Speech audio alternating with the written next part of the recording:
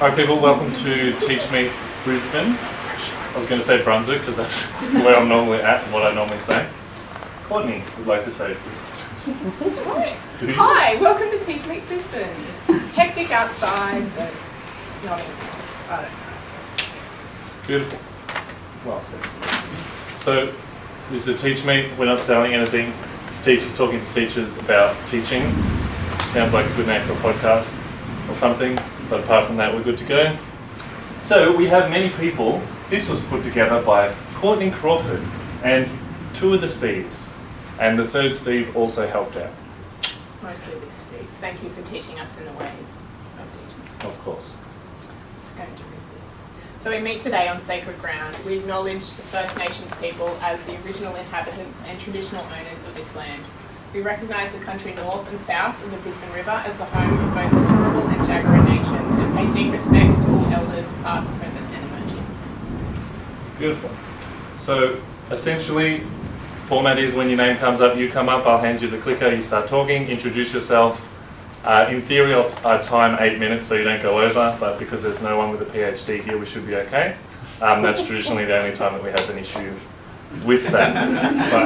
But probably shouldn't have said that because that'll hurt my chances going forward.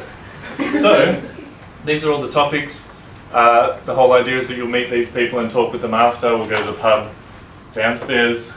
Hopefully they'll have a table big enough for us if people are willing to kick on. Otherwise, that's us. All right, so this is me. So my name's Steven Kolber. On Twitter, I'm at Steven_Kolber. The four things I'm on about are flipped learning, instructional video, they're sort of, to me, aligned. Teachers across borders Australia, so we go to Cambodia and we teach teachers in Cambodia about what we think good teaching is. It's good fun. It'll change your life. I run EduReading. We talk about educational research. We talk on Flipgrid. Then we do a Twitter chat, and it's very nerdy and embarrassing. All right. So today I'm going to be talking about online learning that can be done as a teacher. Some of you, most of you, will probably already know all of these things anyway, but I thought it'd be worth saying and presenting as we go. I think there's probably a broader point about what makes good online learning and what that means about these big companies.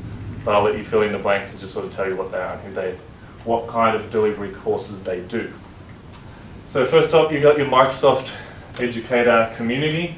So there's a vast amount of content. You could probably spend, I reckon, 50 days on it if you really want to go through all of it. It takes you through everything that they've ever done and the best ways of doing it. Interestingly, it's all culminates in a multiple choice quiz, which has a certain indication about what learning is and how that works. Second, there's your Google Level 1 and Level 2. So same thing, there's no video content for this certification.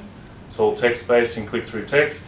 And then you do what is in essence an examination at the end that you pay for. So again, that has a particular image of education in mind that I'm sure you can fill in the blanks as you go.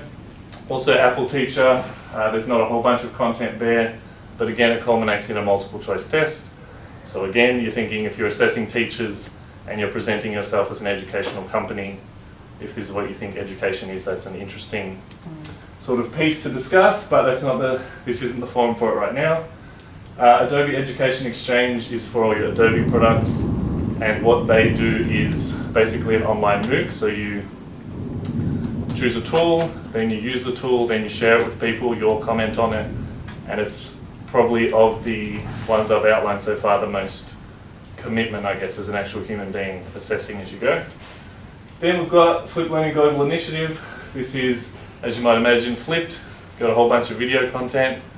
Of course, it's a paid service, but you're dealing with the sort of best of the best in this regard.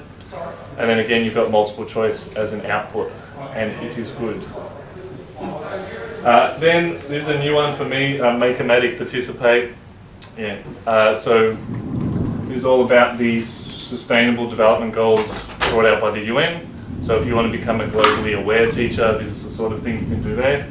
There's no assessment or accreditation, but it is interesting, especially for the sort of NGO work that I'm doing with teachers across borders Australia.